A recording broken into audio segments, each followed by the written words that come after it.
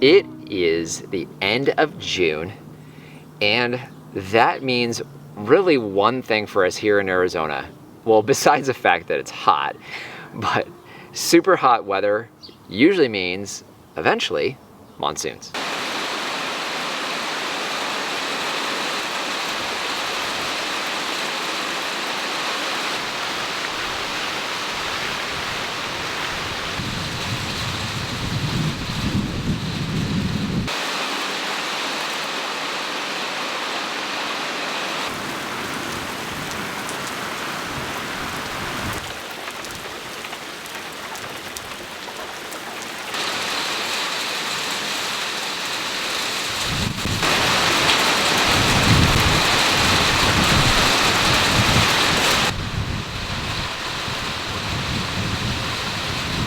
Basically here at the beginning of the official summer and we get monsoons right away. That was fantastic to see. Oh, that was so nice. Yeah, we had back-to-back storms, and those two storms each delivered about half an inch, so we have about an inch of rain. Now, the challenge with monsoons is they can be very destructive.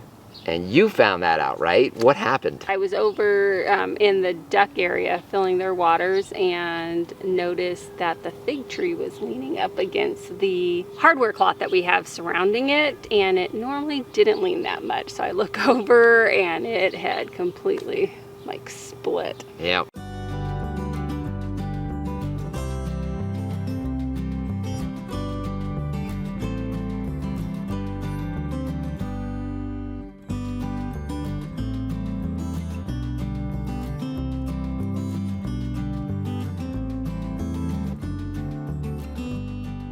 So obviously monsoons equals destruction, right? So we've seen that.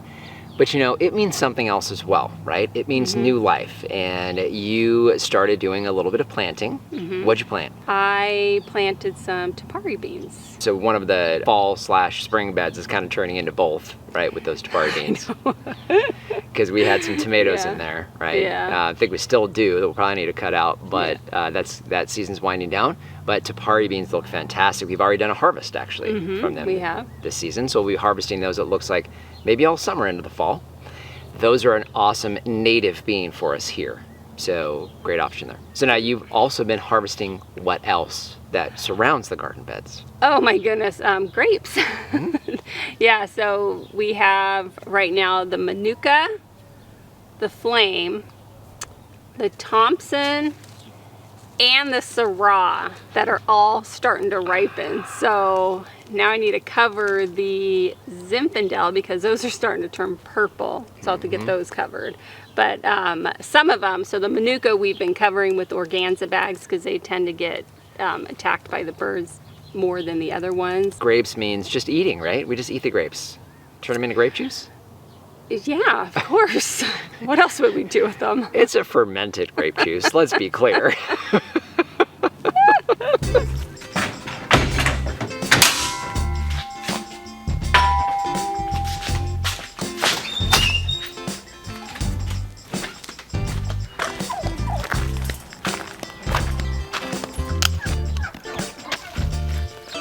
Tried.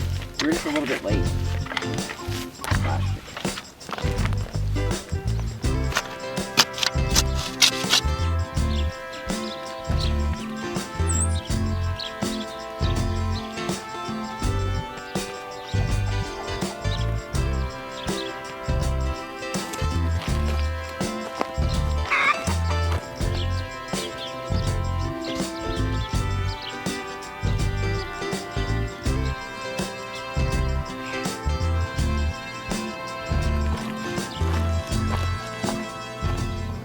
We're here in our duck area. Now we've been working on getting shade in here for these ducks, which we really want to make sure we're providing. And we've been planting some moringa. Now we've got a couple that survived the winter just fine. This one here did not. So this one was actually planted very late last year. We planted it, I believe, in August. A little too late, so it didn't get established enough to get through the winter time. In fact, you can see here, this tree had already started to push out some horizontal growth and, more importantly, a taproot, which these do have a deep, deep taproot.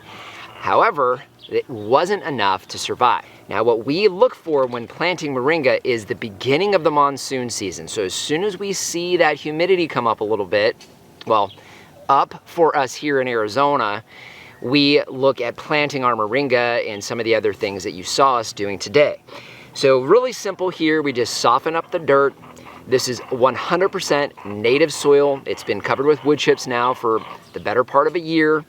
And we do a shallow hole and plant the seeds about as deep as the seed is tall. Now what we'll do is we'll water this in nice and heavy, put a light layer of wood chips here. We will install a cage because that's how we cover these during the winter time, because they will die from our frost. But this should come up well.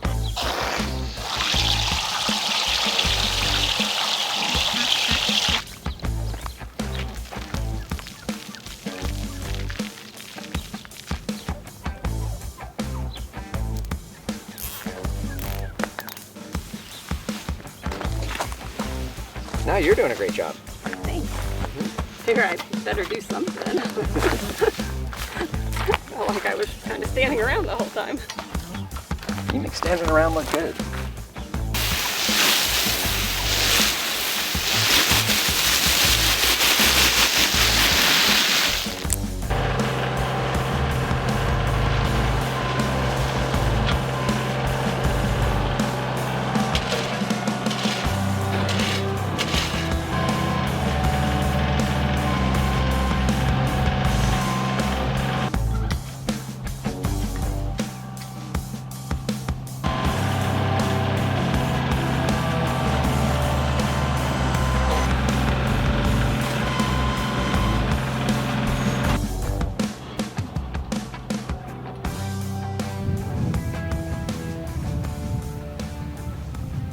So one of the things that happens when we have monsoons is it makes it very clear where water pools.